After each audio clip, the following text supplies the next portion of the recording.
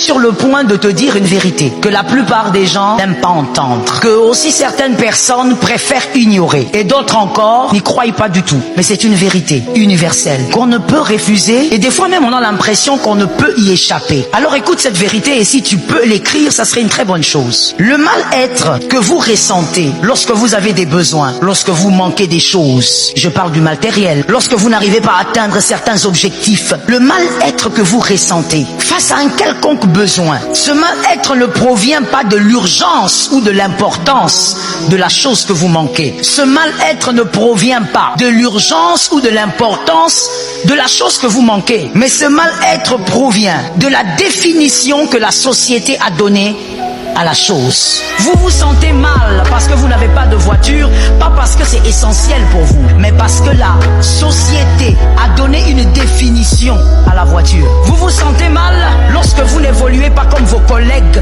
d'université, pas parce que vous êtes en train d'échouer, non. Vous vous sentez mal parce que la société a défini votre réalité. Votre mal-être face à un manque quelconque provient donc de la société et non d'un besoin réel et non de l'urgence de la chose dont vous avez besoin. Alors que Romains 12:2 dit quoi? Ne vous conformez pas au siècle présent.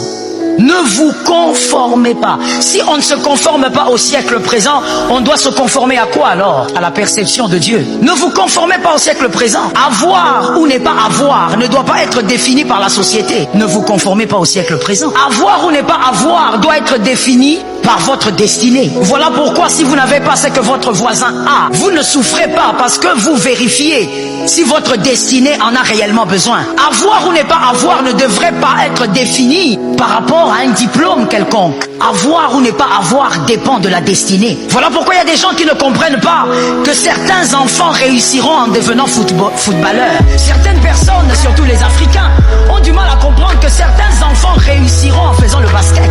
Non, tu veux absolument qu'il fasse le droit comme toi, mais est-ce que dans sa destinée, il doit faire le droit? Voilà pourquoi dans nos familles au Congo, nous prenons les Samuel Eto'o et nous les forçons à devenir licenciés en droit. Nous prenons les Lionel Messi, nous en faisons des médecins. Pourquoi? Parce que la société a défini l'image de la réussite. Quand tu n'es pas dans ce couloir, tu as l'impression que tu échoues.